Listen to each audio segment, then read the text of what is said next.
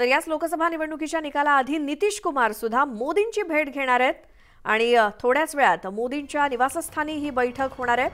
विविध मुद्द्यांवरती चर्चा होण्याची शक्यता आहे। नितीश कुमार पंतप्रधान नरेंद्र मोदींची भेट घेणार आहेत। निवडणुकीच्या निकालाआधी या भेटीला महत्त्व आलंय। थोड्याच वेळात पंतप्रधान नरेंद्र मोदी यांच्या निवासस्थानी बैठक होणार आहे आणि विविध मुद्द्यांवरती चर्चेची शक्यता आहे। नितीश कुमार हे सुद्धा पंतप्रधान मोदींची भेट घेणार आहेत थोड्याच वेळात। पुन्हा जाऊयात नवी दिल्लीतून प्रशांत लीला रामदास आमचे प्रतिनिधी आपल्या सोबत आहेत। प्रशांत, निकालाआधीच्या या सगळ्या घडामोडी आहेत, नितीश कुमार सुद्धा भेटीला जात आहेत मोदींच्या, त्याबद्दल काय माहिती? लोकसभा निवडणुकीचे पडगम संपल्यानंतर ज्या पद्धतीनं एक जूनला मतदान झाले, 7ही टप्पे आटोपले, त्यानंतर बिहारमध्ये देखील 7वा टप्पा होता। त्यानंतर नितीश कुमार जे मुख्यमंत्री आहे बिहारचे, ते काल रात्री उशिरा दिल्लीत दाखल झालेले आहे। आज ते पंतप्रधान नरेंद्र मोदी यांची भेट घेणार आहे।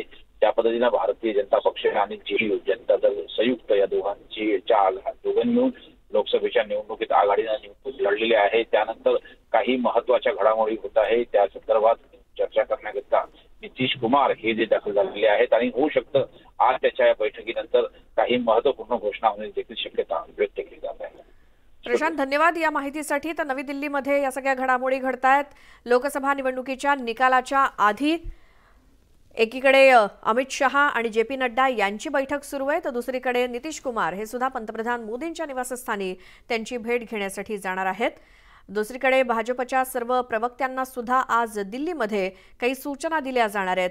निवडणूक निकालाच्या आधी या सगळ्या भेटीगाठींना आणि या सगळ्या घडामोडींना वेग आलेला आहे आणि महत्त्व देखील प्राप्त झालंय।